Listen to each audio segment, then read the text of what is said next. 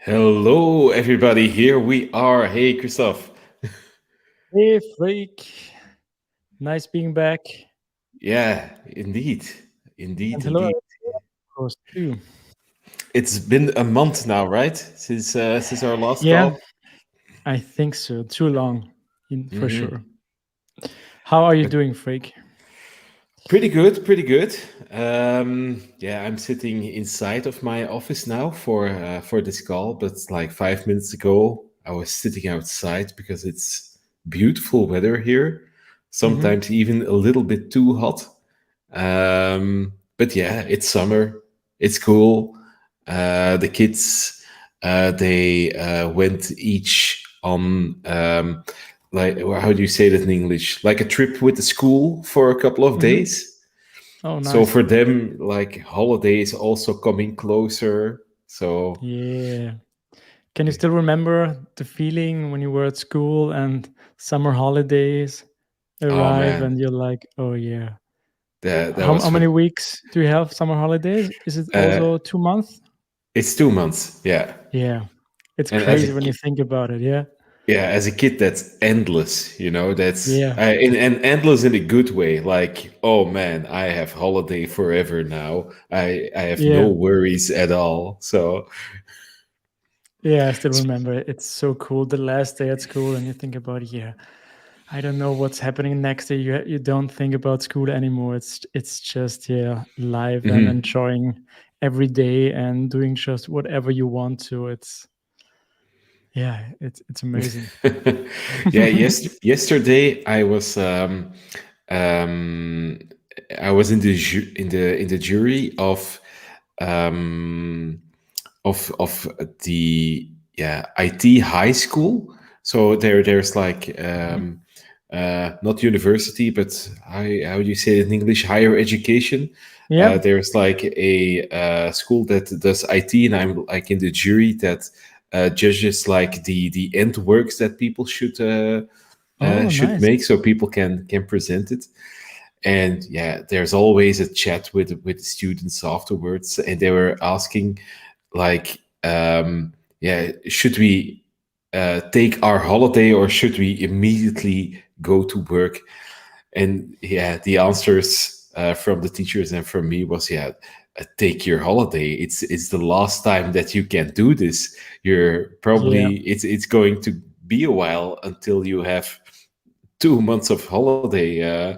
You're going to work until you're 70 now, so enjoy it. Yeah, you should take the chance as long as you can. Hmm. And Hmm. yeah, I always wonder if I see so many young people now in the tech industry building apps with 14, 15, 17 years old, doing amazing Hmm. work. And it's impressive. But I also always think about, yeah, do they miss other stuff too? Or can they Hmm. manage to have both of these worlds? So I hope they Yeah, do. yeah, that's an interesting thought because yeah, imagine yeah with what you're doing now and the knowledge that you have now. Imagine that you have that like in your 20s. Yeah, Mhm. then you have really time to build up stuff like that. But on the other hand, you could also say it's because you could waste your time in your 20s that you now have the energy to do the stuff that you do. Yeah, we can't know for sure, I Yeah, guess. but it's Uh, interesting. Yeah, I at least have no regrets. I yeah. have wasted a lot of time in my 20s and maybe a part of my 30s as well. But yeah, can you call it wasted if that's like where you built like the foundations of everything you have now? I don't know. Yeah, I don't Um, think you can. And I also think I see a lot of people having joy these days when they're older, if they have the possibility again to waste time. Because, yeah, with mhm, family, job, maybe kids, I think it's very difficult to find enough time that you can just waste them or do whatever you want to or don't feel any pressure. So mhm. I think wasting time is the new thing. Yeah, I think I saw some related things on that. There was somebody on Twitter that said, like, you shouldn't measure success in money, but in the time that you can make for yourself because of other things. I kind of Yeah, agree with that. And I I also think. saw oh yeah, go ahead. Oh, sorry. I think the tweet started with Povilas Was saying it that Povelas? Yeah. I'm not sure if he said it, but I think he started by saying that his work is doing very well now, and he's now capable of not just earning more money, but also having more time. And that's very important. And I think someone else also replied to that, that yeah, having time is much more worth than having money. Yeah, I agree with that fully.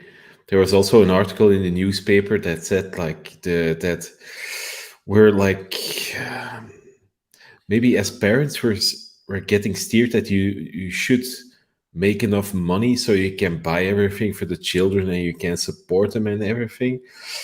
And there was this reaction saying, yeah, right now, I maybe you could just make more time and you can help your children more now than you can help them with money later. So just focus on the now. That's more important. Yeah, Um, and I I think agree that's a with good point. Yeah. Yeah. with that as well a bit. It's a balance a bit because for me, I'm always pulled a little bit towards programming and going behind the PC, but I've become aware that, or in the past few years, that just doing other stuff is important is important too.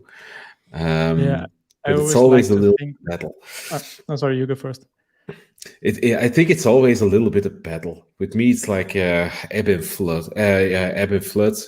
Like yeah, sometimes I can really peak and I should really go, and sometimes I know I should do other stuff now. Yeah, I like to think that self-reflection becomes very important regarding this topic, that you know yourself, what you can do to yourself, to your body, but also have in mind your environment, the people around your family, and also noticing if they need you more maybe than in the week before, something like that. So I always like to think that that's a very important skill to, yeah, self-reflect, but also your environment and yeah, empathy, always empathy. Yeah. It's indeed so that if everybody around you is more or less happy with you and with themselves, and you've taken care of everything, then you can work better as well. Because yeah, I know that if the balance is a bit off and people are unhappy around me, I can't work as good because that stays in my mind as well. And then I don't have like the headspace. So Yeah, um, for sure. Yeah, I think it's in general very important to create yourself a kind of happy environment with, yeah, like we always hear, having people around that make you happy, that also are feeling good. Of course, everybody feels bad at some point, and then you have to help them. But yeah, having everything, people around that make you happy, having maybe a home makes you happy. I think that it all sums up to your overall happiness. yeah, I agree. And sometimes it's a little bit bad that yeah, seemingly in our community we're always being pushed at yeah, invent something really great and keep on sharing and keep doing that.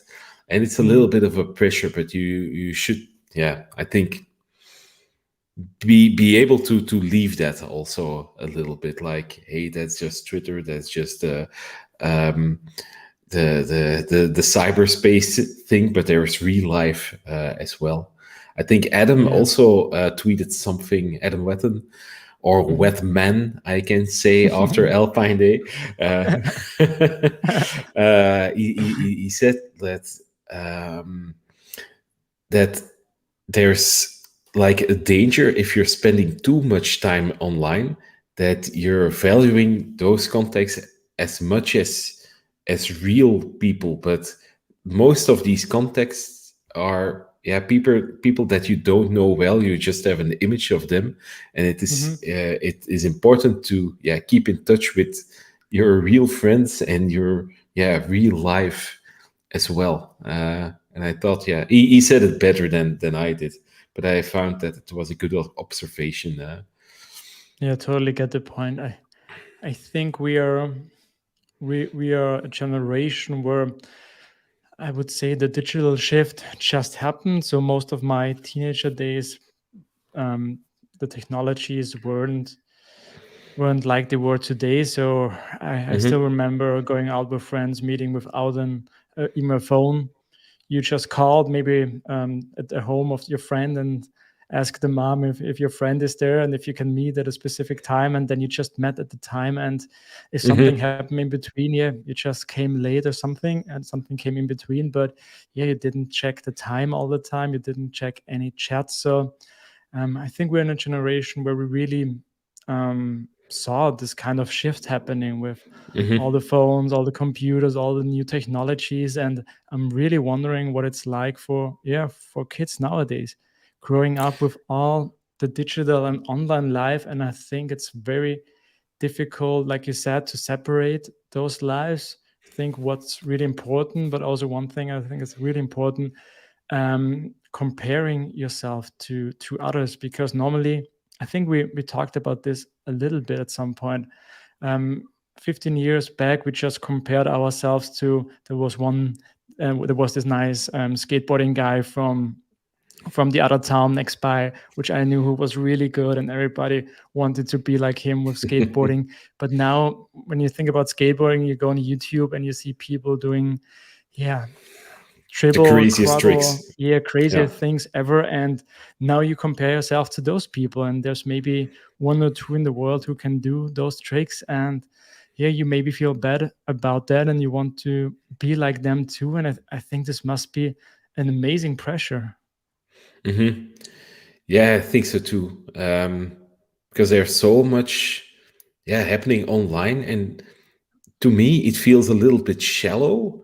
Um, Sometimes what's happening there, but yeah, yeah, I know that for my little boys, they get to an age where yeah, some of their friends are like communicating via internet. They're sending mails and chatting, and you can see Hmm. it becoming a little bit more important to them. And right now, it's just with people from school, but yeah, at a certain point, they will yeah meet online with people that they don't know, and then it's yeah really a trick to yeah get them ready on yeah that they have like the right set of mind to chat with people that they don't know. I think Yeah. it all depends on that you should be really critical with people that you don't know. That you should always Hmm. ask yourself why is somebody saying this? Is this true? Is this some what is like the goal behind that? Um, and you need that skill, I think, more um, than we used to, than in our days, because yeah, we didn't have Yeah. so much influence, but now you get like opinions and people saying this and people saying that, and you need to be armed a little bit Yeah. against that not everything that is said is important for you or important at all. And I think that there's like a danger that people just find everything important. I should like Hmm. adhere to everything that I see there, but that's not the case. But we didn't have that pressure, but I think kids have that Yeah. pressure nowadays. Yeah, for sure. And we're Do you in, know like if you said, in we're like in the unique perspective that we know how it was before, and we know how it is, and we know how it is now. Sorry, do what? you know um, um, do your kids have any classes in school regarding technology, how to deal with online stuff, something like this? Do you know? Not yet, but yeah, they're like in um, how do you say that? The small school. They're the youngest one is 9. No, the oldest one is 9. The youngest one is 6. Um, so I think in 2 or 3 years they will. I hope they will have such conversations at the school. Hmm. But I'm already drilling them a little bit, like only listen to me. Don't listen to anybody else. That's a joke, but yeah, I'm already saying like, hey, you shouldn't believe everything that's on the internet. Yeah, I'm guarding him. I'm a little bit against that because some people say, yeah, you should keep children away from computers, but I don't really agree with that because, yeah, the world has become a bit changed, and you really should have, yeah, like this skill, and you shouldn't be afraid of computers as well. You Yeah, just should know how to handle computers and the internet and interactions on the internet.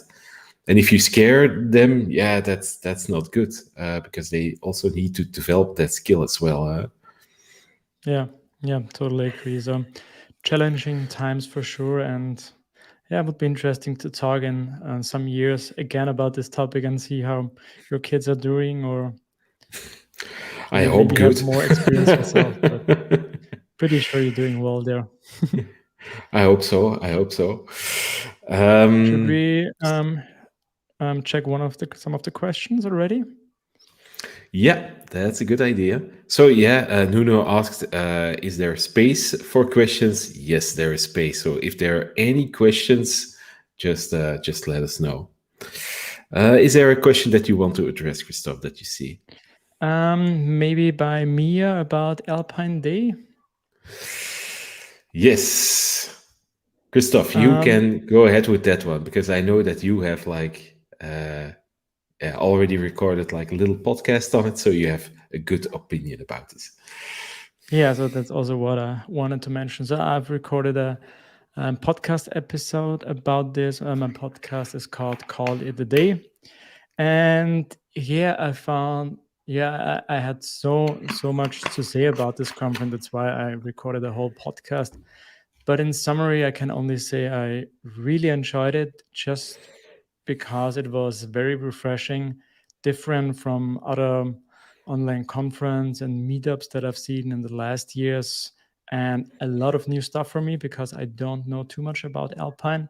So I learned a lot. So I think it was this combination of these new different talks, pair programming, Adam and Kaylin, amazing, pair talk, Justin Jackson and John Butter about their product and how they decide on what tools they use, amazing.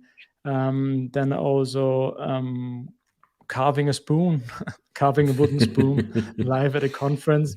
Yeah, I just love it. And it was really, for me, it was an amazing conference. I still felt it was a little bit, I also said this in my podcast, a little bit chaotic, maybe with some little tiny mistakes or issues, you could say. So nothing serious, but still it felt a little bit strange at the beginning to me, but also it made it a little bit more relaxing, refreshing, not too serious.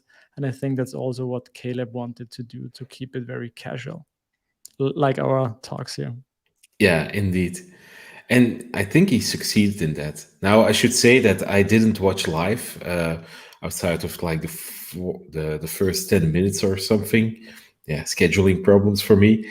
But I did watch a few of the videos afterwards. And I really like that it all had such personality, like the informal Yeah, atmosphere that you already mentioned. Like, this is just me and a couple of speakers, and yeah, well, let's just all wing it. It seems, although that the talks themselves were pretty well prepared, but everything around it yeah, was like a little bit chaotic, like you said. But that's like, yeah, part of the spirit, I guess, a little bit of that conference. And I thought it has like a very human side to it. We're not like bots, we're just people chatting, and it's like, yeah, we're all having this nice feeling. yeah. What I also liked was, I don't know if he used that. I saw that a couple of days before, that Caleb built something where people could add reactions, so you could have like hand claps and smileys. I didn't see that used in the videos, What but do I you think thought happened? it crash or something. Yeah, almost. So Yeah. it was enabled at the beginning, and he said, "Please be careful, don't use it too much because not I don't think because it crashed, but it just got distracting and Ah, not yeah, okay. valuable anymore." And at some point, he just disabled it. Ah, yeah, okay. There were just too many claps and too many things going on. Was Yeah, that the yeah, problem? Ah, okay. yeah, something like that, similar to Marcel's talk where he also had his confetti bomb. Yeah, yeah, yeah. Where the internet almost broke. But yeah, in general, I really liked the videos that I saw. That pair programming session with Adam was very cool as well to discover. Yeah, all of the features, and I also liked Caleb's talk where he just introduced everybody to the new features of Alpine. I'm really glad that yeah he decided to improve the marketing and the documentation around it, because yeah I think that a readme wasn't good enough anymore for such a thing. But maybe it became just Alpine became bigger than Caleb imagined that it could be, and now that it's got some traction, I'm glad Yeah, that he saw that he needs to yeah document it. yeah. I think he also mentioned he always knew that it was not enough or was not as good as it could be, but he really wanted to wait as long as possible before making a next step. Hmm. Because yeah, he has already a lot of work with Livewire, and yeah, with other tools you never know. Sometimes they get traction, then people don't use it anymore. They switch, and I think he really wanted to wait for a good point to say, okay, it's time for the next step. People are using it. This is something I want to invest more time.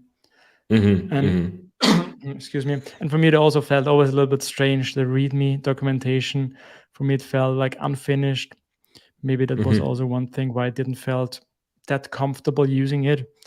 But now with the new side, which is amazing, I think they're on a good track, good way. Hmm.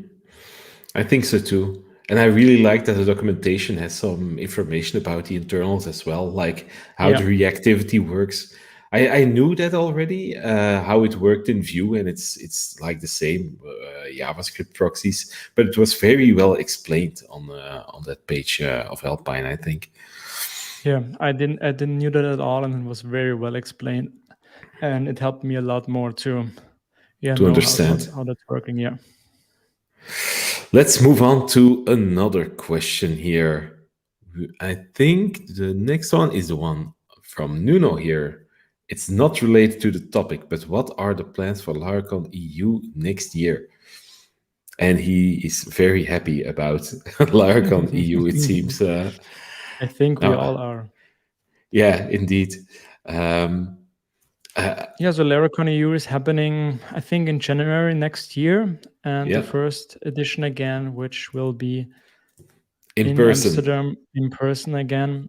And yeah, it's a big step, I think, when we think about all the last years, all the online stuff. I think we're all a little fed up with all the only online things. And yeah, I think I'm really looking forward to this conference and seeing other people again, and yeah, hoping getting a little bit back of normality again. Yeah, same. If I'm really honest, then I'm I'm losing a little bit of enthusiasm for like online conferences. Like, yeah, we've talked about this before. Like Yeah, the last Larcon online, it was good, but it's like I really want to have like an in person again. And probably with the next Larcon online, I will have like the same feeling a little bit. Like, but the next Larcon online, it will be a little bit different because you know it's going to be the last one, probably. Because the next ones will be back in person, or you'll have a mix of like online and in person, but only online. I'm a little bit fed up with it, yeah, if I'm honest. I felt like there's no really good way of mimicking yeah the experiences that you have in an in-person conference. So yeah, I'm yeah, also pretty happy that Larcon EU in January yeah will be in person again, and I'm going to buy a ticket for sure. Yeah, so you're going. I'm going for sure, 100% sure.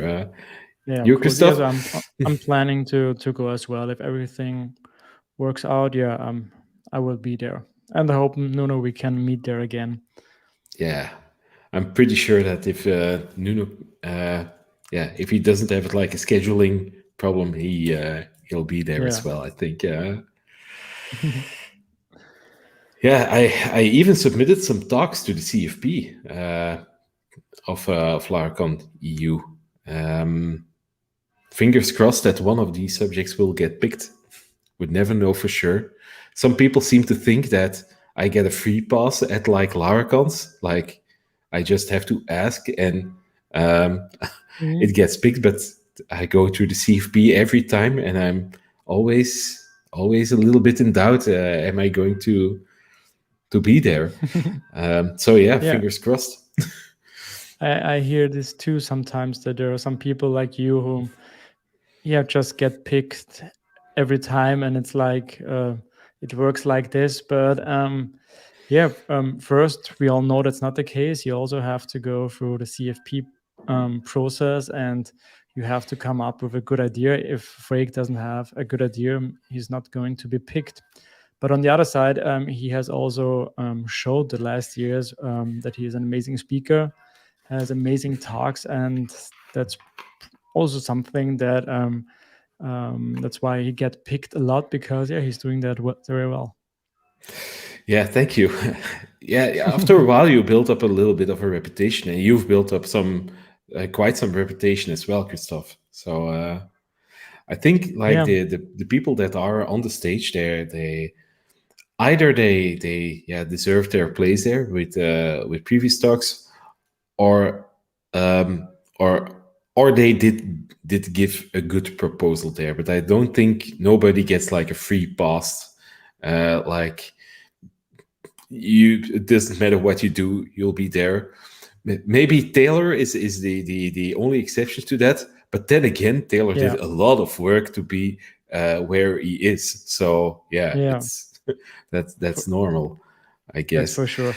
The only argument I can sometimes relate to is that you don't want to always have the same persons for every conference. So I think we can all agree that this will get boring at some point.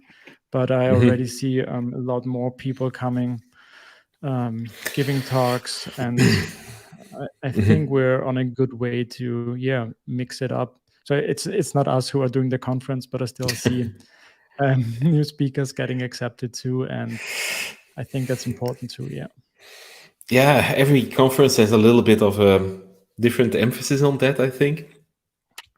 that's I true. don't have like any data on this, but my feeling is that Laracon US is more of we're going to invite the well-known names, and they are going to give excellent talks. And Laracon EU is more, yeah, we're going to Hmm. experiment with new speakers. It's not that black and white. I don't have data on it. It's just my Yeah, feeling, and me I think neither. it's Yeah, normal. Yeah, for our own conference, or the conference that I run with Trees, you feel that tension a little bit, because if you invite well-known speakers, it feels good because you probably know that people will come for those speakers.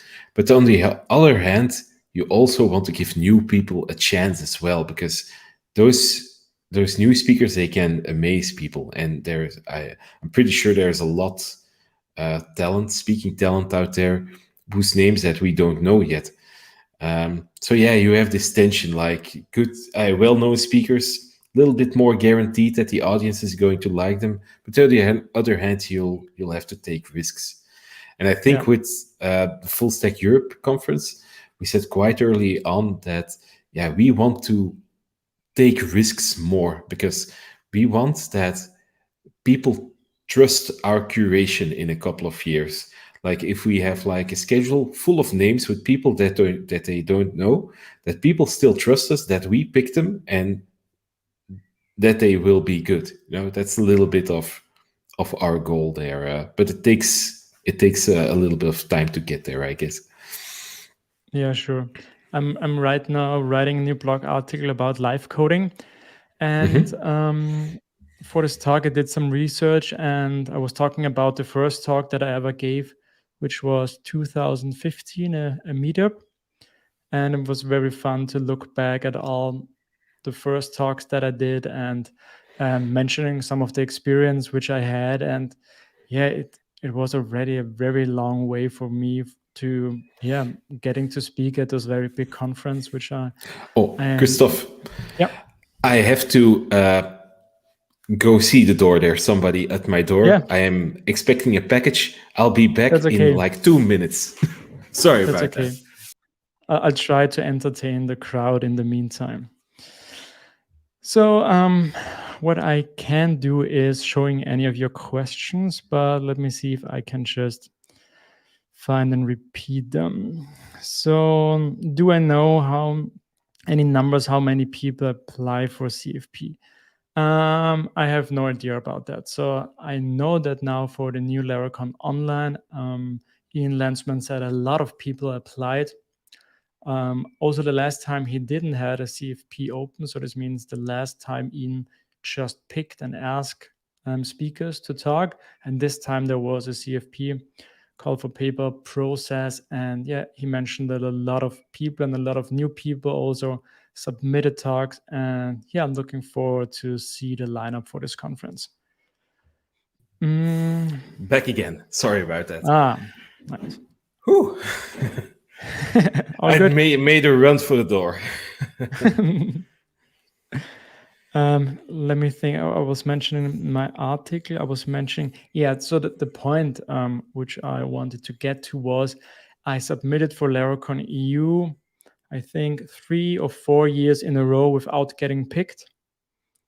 And I was, yeah, kind of pissed, sad, all the things, because I really wanted to be there as well, like all the people I've known who are speaking there. And I was really disappointed. And I was also saying, yeah, like always the same people get picked there. And it was also, yeah, I was sad. And it's also interesting from the first time I got picked there, everything was much easier to get picked for other conferences as well. So it's really interesting that one of those chances that you, as a conference organizer, if you give the chance to someone, you often don't know how much you can help them in the future.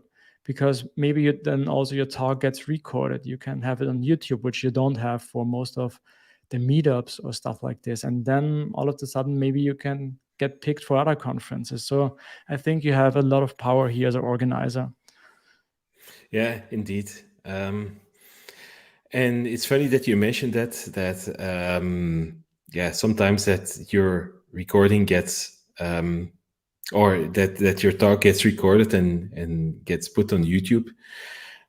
When we pick new speakers for Full Stack Europe, we always try to see like what has the speaker done before, and yeah, seeing like a good YouTube video really helps. Then if we see a good video, then it's and we like the content, it's like a no-brainer. Then it's yeah, okay, it's good to go. Yeah, because before that, you don't know, is he a good Mm-hmm. speaker? If you haven't seen him before, it's difficult for sure. Here's a good question by Jeroen about this. Speaking at the conference would honestly be a dream come true. I want to start talking at meetups, but I can never find a good subject to talk about.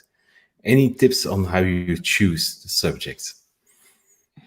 That's like the classic question issue, and I think also the most easiest one to solve in those regards, Mm-hmm. because a lot of people think they have nothing to talk about. And when you then talk to those people a little bit what they do about their work, you immediately realize everybody has to talk about something. It's not easy to make a talk out of it, think about how you can present it, but everybody has something to talk about. You just have to find and realize that some of the stuff that you do that is maybe boring to you is not boring to others. Yeah, indeed. I, yeah, I fully agree with that. It's just seeing in your project or yeah the code that interests you, like how can I explain this to others? Even like basic stuff can be like a good conference, you know. Like for instance, you see this talk popping up every once in a while on like object calisthenics, I think it's called, that you shouldn't use an else statement, stuff like that. Hmm. I'm thinking I'm living in like a bubble where I think everybody knows this, but that isn't the case. And even for basic stuff like that, can be like a very good conference talk. I think.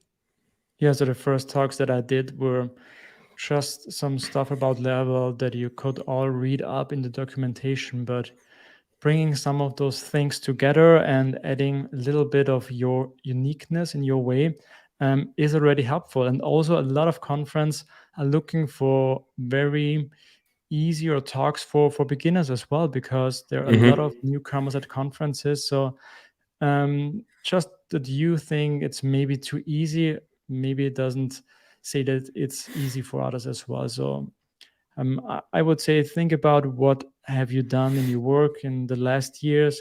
Have you written maybe any blog articles that you could enhance to a talk? Just write down a list, do some brainstorming, and I'm pretty sure if you spend some time really doing this, you maybe end up with 2 or 3 ideas, and one of them can for sure become a talk. And I think it's the same for Freek. If you have any questions for something you want to talk about, if this could be a good idea or not, you can, of course, message us on Twitter, and we will for sure Yeah, reply and help if we can. And this is true for everyone here. I'm thinking also what people might have mistakenly in their head is that all conference speakers are experts about the things they talk about. Mostly that isn't the case. Mostly they're just learning the stuff. Like you have to learn it too. I think my first ever talk at a conference was about backups, and it was about a package that I made that could create a backup. And I still remember having this dreadful feeling when I started talking like I'm not a backup expert. I don't know all of these strategies. I just know my package and I have some couple of ideas around it. But if somebody here in the audience starts to ask, "Hey, Mr. Frick, have you thought about this way of doing the backups? Because we back up our terabyte gazillion cluster with this and it works well. Can you do that with a package?" Um, you don't get these kind of questions really, because people don't really expect you to be an expert. You're just sharing the stuff that you learned. And I think if you submit or think of talks with that mindset, like I don't need to know everything about it, I just have to explain one aspect of it really well, and I should guide people to how they can learn the stuff that I learned. That's good enough, I think. I think even if you're only doing like a programming language for like a year or 2 years, you can already give talks about it. Even if you're not doing PHP for 10 years, you can already do some talks on it, of the things that you already know. That's good as well. And maybe that helps, yeah, picking subjects as well, because otherwise if you think I can only pick subjects that I'm really the master about, yeah, that's really difficult, because yeah, in my opinion, it's very hard to be like a real expert at something. We all know just small blocks, I think. And I think if you, yeah, can share your piece of the block, that's already good.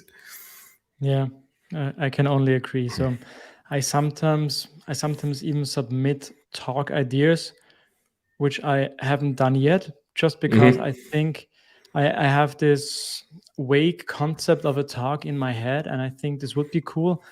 But then I submitted to see if this could be of interest, and then after I get accepted, it's like, oh, okay, now I have to do this talk, and now I have to really find all those little details about this topic which I don't know yet. So I also see Hmm. it for myself often as learning something new, and there's no better way than learning something by writing a blog article about it or doing a little conference or meetup talk. Have you submitted something to the Laracon EU CFP already, Christoph? I wanted to ask you some minutes before. Is it already opened? It's already opened. I think they tweeted Okay. it out yesterday. Yeah. Okay. No, I didn't Yeah. saw that. So Uh, I haven't. You said you already have? I already did. Yeah. Yeah.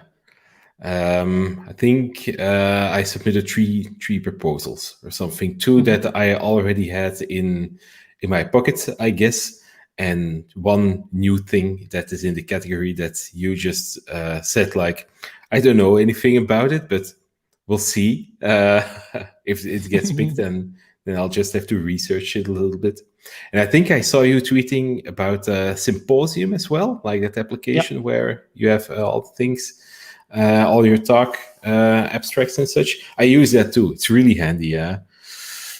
Yeah, it's a cool app by Titan and Matt Stuffer, and it's a little tool. I think it's symposium dot, is it dot app?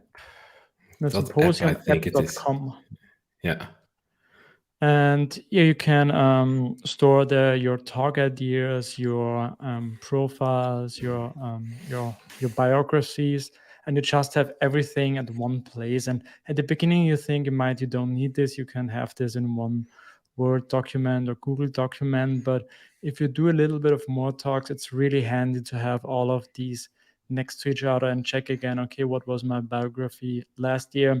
What do I have to update? Okay, or maybe I need now a short one for a different conference, because every conference have also different expectations of your proposal, and it's good to have this all in one place. And it's pretty amazing to see how many subjects you amass over the years that you can Yeah. give a talk on. I have like more than 10, I think a lot more proposals in there. And there are just like little ideas, some things that I did, but it's like, okay, there's a lot I can talk about. Yeah, it's interesting. Every time for new conference, I think like, oh my God, another conference. I don't have a new idea.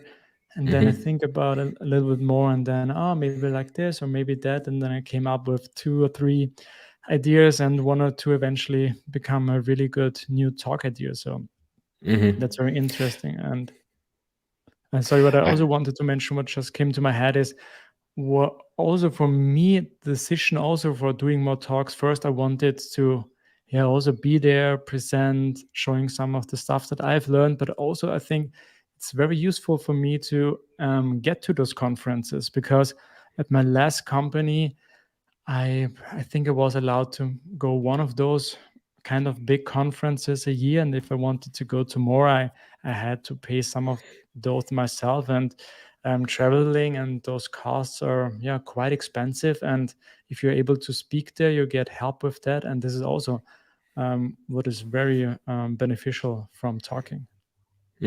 yeah, indeed. Um, I want to go back to a thing that you said Hmm. before this answer, that like it's difficult to come up with new talks. I also think that it's perfectly okay to just reuse a talk and use that at several conferences. Hmm. Sometimes it's seemingly seen as like you don't do that. Every talk needs to be unique, but that's really hard to make every talk unique if you want to do a couple of conferences. I still remember a couple of years ago I did like 7 conferences and 7 different Wow. talks, and I was like, no, I'm never going to do that again. That's a little bit crazy. And Sounds now I like a lot think, of work here. yeah, I think now if I have like 1 or 2 talks, it's already good. If I get accepted at conferences, which is it's not guaranteed, like we said. All uh, right. Frigg, I just remembered one thing. Maybe we Hmm. want to talk a little bit about that. You released the new course this week. Yeah, indeed. Or So last week now I was already. last week. Ah, okay. Yeah. Yeah, I think it would be interesting just to yeah, talk a little bit about it? Is it still very do you still feel this relief after releasing something, or you're releasing nowadays quite a lot of products a year? At least it Hmm. feels like that. Is it still the same, or does it get a little bit more usual to you doing those things? Is it more like normal work for you, or That's a what's your that's a good question. Um, it depends a little bit on the kind of product, because if we're talking about like the event sourcing product, I didn't Mhm. have too much stress about it, if I'm honest, Mhm. because yeah, I did some of the work around it, like the marketing and reviewing part, but the main part of the course was really built up by my colleague Brent, and I Okay, only yeah. gave feedback and some guidance there. And he also used like the event sourcing package that I created. So I'm always thinking like these kind of courses, they have like the knowledge of our entire team, because yeah, everybody in our company worked a little bit on the package, and we're using event sourcing in our projects, and yeah, everybody has a little bit of a say in that. And I always say that Brent is the one that spearheads it. So yeah, or spearheads like the course around it. So Yeah. he's like the one that pulls it, but everybody is a little bit involved. And I think, yeah, I don't feel too much pressure there, because it's a little bit farther away from me personal, because I'm not like the primary writer. I'm not in the videos. I give Yeah. like um, yeah, some feedback on the videos, but yeah, it doesn't feel as personal, and then I can let it go. Whereas with a product like Ray, something like that, yeah, Mhm. there I feel a lot of pressure, but because that's pitching a new idea, that's something, yeah, where I personally invest a lot of time in, where I really pushed it in our company, like we should do this, and there's like, yeah, there's like a pressure there. So it really depends from product to product. Christoph, there's again somebody at my door. Do you have like another minute? Sorry, I was Yeah, expecting sure, two sure. things today. I'll be No back worries. in just a second. Sorry about Yeah, this. I'll just leave it that's open. okay. You'll see me back. Okay, then let me see. Do we have any other questions? Mm, any cool plans for the weekend? Waiting for Lego sets recommendation is a question by Mir.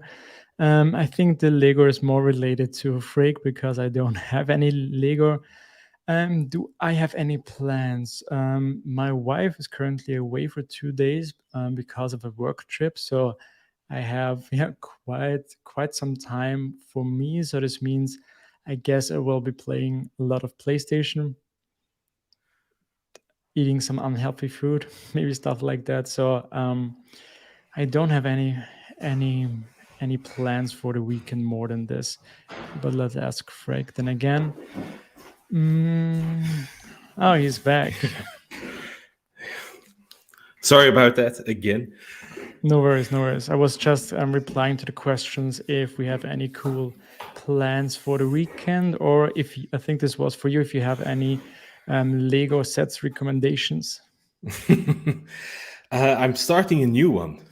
There's you Oh, can't see it because it's blurry, but yeah, it's over there.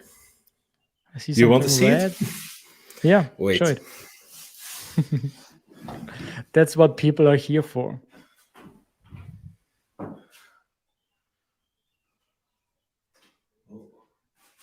Oh, it's nice how the camera switches to focus when he's here in the back. Oh, okay, wow. I I, I think it's Star Wars related.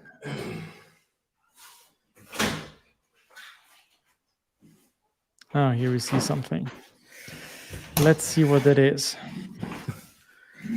Let me show you So, which one it is. yeah, what is Maybe that? you can maybe you can already guess it which one it is.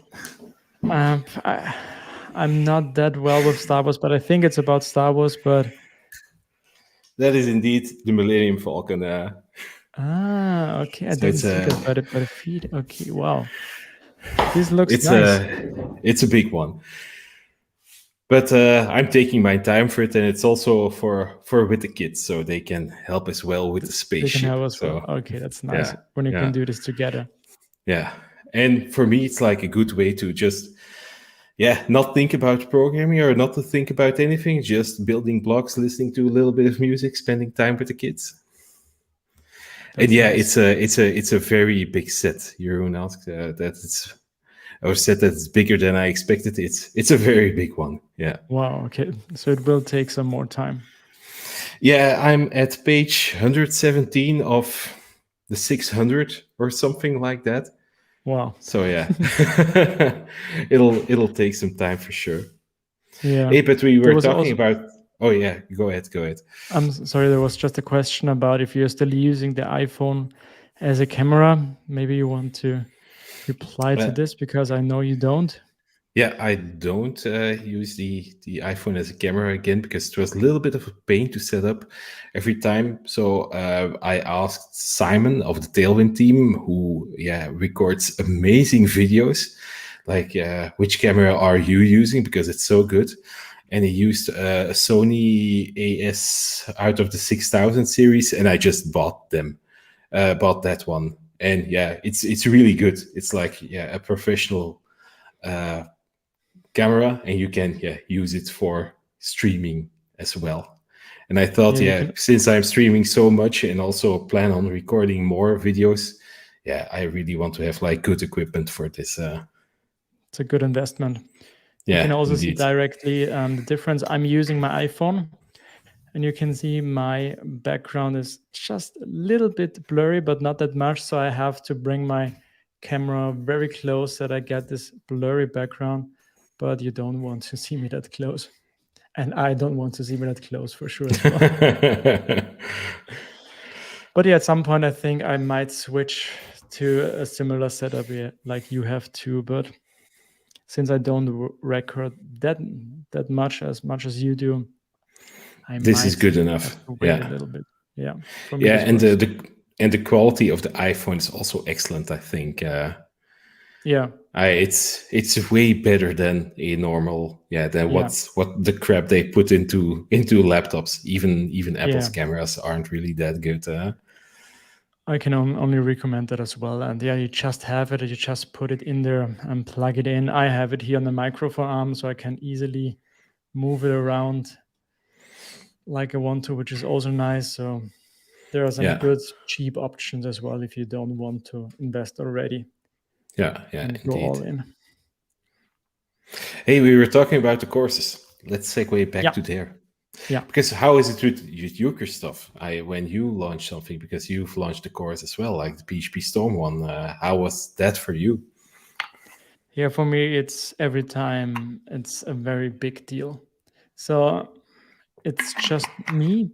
Yeah, I wanted to ask you how many people were working on the event sourcing course when you think about everyone involved in some kind of task, like maybe checking some text or images or. Then I would say the entire team. Everybody has at some point did something for that, either reading or giving input or giving an opinion. I think everybody So, so did 10, 12 people. something like that. Yeah. Yeah, something like that. Yeah, and for me, I'm still at the point where I do almost everything myself. And by the way, Caleb has also an interesting episode about being a solo developer and doing everything himself. So I recommend this, checking it out. But yeah, I do almost everything myself. I got help with the design. That's what I mostly have for things that I do because I'm not that good with that. But besides that, yeah, texts, emails, marketing, everything myself. So yeah, that's why it's every time a very big deal for me because I've put all my work into it. I Hmm. don't launch too many products a year. So I didn't launch a product yet last year and then one this year. And yeah, every time it's a very big deal. Do people like it? Do people buy it? Was it worth the time? So it's also from the financial point of Hmm. view. important to me that all of the time that I invested um, wasn't wasted. So Hmm. yeah, it's a lot of pressure and a lot of relief when I finished then the product. Yeah, and I guess it's easy to take things personal, Yeah, either in the bad way or in the in a good good way, of way. course, Yeah, as well. But I can imagine that if sales are not up to expectations, you can really feel that then yourself. yeah. Also, every comment and email, I didn't like this or that. So there weren't too many, but of course there were some emails about people complaining about something or they were expecting something different. And Mhm, even if it's just here a normal email, you get offended by it because yeah, it's your product. You put so much work into it, and you don't want anyone speaking bad about it. But yeah, that's just mhm, part of the business, and it is business, and you always have to mhm. think about this. Yeah, Yeah, I try to take the personal side out of that a little bit, but it's hard to do. I afterwards it's always easier to say, but I think if Ray was like a dud that nobody liked it, it would have been hard not to take that personal, even though you should really split that little thing bit up, you know. There's people yeah, saying like you are not your work, and it gets said in different contexts, and I think in the context of like, yeah, maybe product launches, you really should try to split it a little bit. If you're happy with it, then it's good, you know. But on the other hand, yeah, you've let a whole deal of personality in such a product, and in how the way that things work, that it's very hard to, yeah, yeah, keep that distance. I'd say. yeah. I'd say it's impossible to completely couple you off, to disconnect you from the product, but of course you have to yeah, deal with it in a balanced way. As always, Hmm. balance. Yeah, indeed. I think it's easier if there are a lot of people liking your product, and if then somebody says it's bad, and it's not that bad because you know that Yeah. a lot of other people will like it. Uh, Yeah, but it's funny. It's I've like with Laravel and Taylor. Sorry for interrupting you.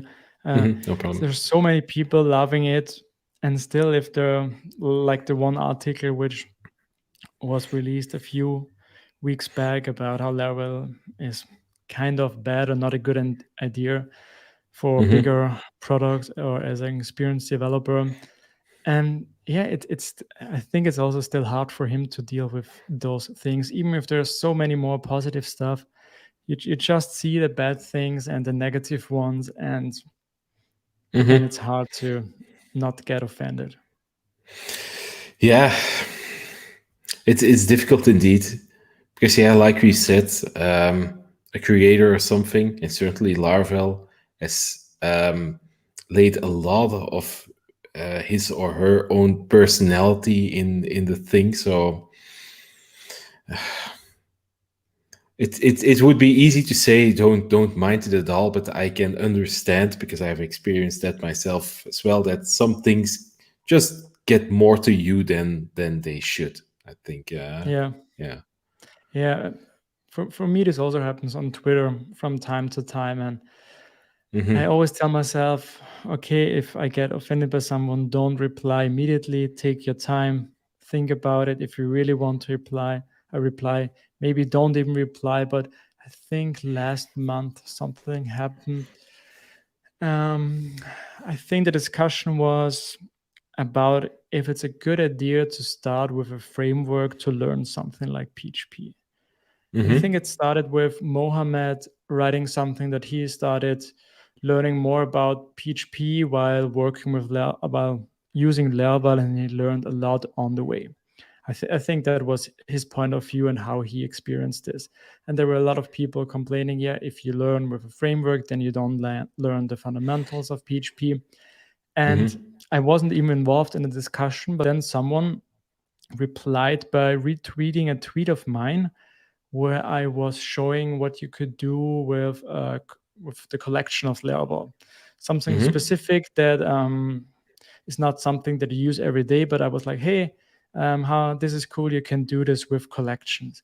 And then he was retweeting this tweet and writing something beneath the tweet like, yeah, this happens if you don't learn the fundamentals of PHP or something like this. And I saw it and was like, oh my god, I was so angry, I was so pissed, yeah, because Mm-hmm. um yeah, of course you get offended. It feels like people are questioning you, your work as a developer, saying maybe you don't know the fundamentals of PHP. And yeah, it's hard to not get offended by this, even if it wasn't meant like I received it. Yeah, and Mm-hmm. I still struggle with those situations. And I replied to it. I took some time. I tried to not get too offended, but I said, everybody can has his opinion, but please don't retweet my stuff and offending me publicly without knowing my intentions of what I was showing and saying. And then Mm-hmm.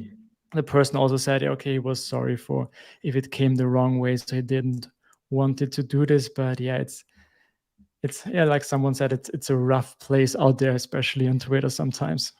Mm-hmm. Mm-hmm. Yeah, what my strategy for not offending other people is like that I only tweet about like the positive things. I'm not going to, if I have my doubts on something, I'm not going to publicly going to tweet negative things about it, generally speaking, because I don't think that on the internet or on Twitter, perhaps, that makes a lot of sense, because I don't think that you can have like actually good discussions on Yeah, Twitter. So don't even try to. Just do it in the real world with people that you can see. That works much better, I think. Um, I think that's a good there, idea. Yeah. because yeah, you're always going to offend somebody, or it's always going to come out much harder than you intend to if you start doing Yeah. things negative on Twitter. So yeah, don't use to. And I think people that do that, I also unfollow them. So for me, Twitter is like a pretty happy place, and it's a good strategy. Uh, yeah, to do, because when I open my Twitter, I only see people that just love enjoying what they do and love sharing Yeah. stuff. And if people just complain too much, yeah, then for me you're out. And that's sometimes, yeah, why I think that I'm in a bubble, because I create a bubble also a little bit myself, but it's a very happy bubble. So that's good. And I think if I people think want to this. criticize, I'm open for criticism, but not via Twitter. Yeah. Just come into the real world, shoot me a mail, and put effort in your criticism. But Yeah. you can't do like founded criticism in 140 or 280 characters. So don't try No. to.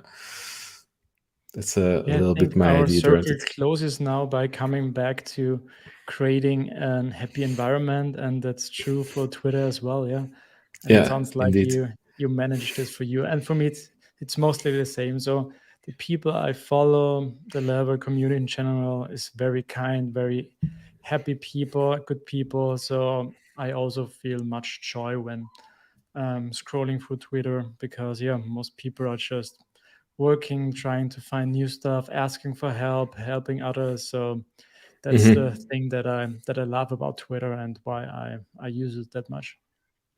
Yeah, and I don't know why I got this from, but I read it or somebody said it, like you should surround yourself with like people and you will become like those people. So if you surround yourself with like positive people and like people that love building things, you will, yeah, become Yeah, become more like them. And that's a little bit of the idea, I think, as well.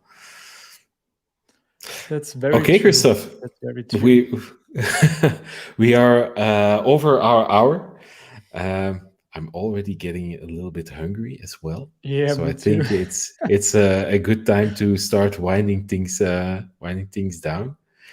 Yeah, Is do we there have any last question, anything, or maybe a are last we good? question here? I bet he can also do rage. I don't know. Okay. Um, don't think there's anything that we can quickly address here there. So Good. okay, then we're ready. I think we'll do this Yeah, again next month. I presume. for sure. Yeah. No, it was fun Okay. again, and as always, I love how those conversations, um, yeah, go because we never know. You guys, No. everybody, you people never know. So I think that's what makes this very joyful for me, and I hope interesting for you as well. Yeah.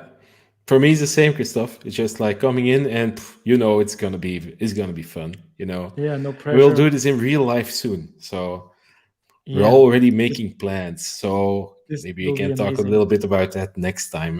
next time. Yeah, we have to do this. Yeah, then thank you everybody for joining us again. Have a good lunch break. Thanks. You too. And yeah, until the next time. Bye We see you next time. bye.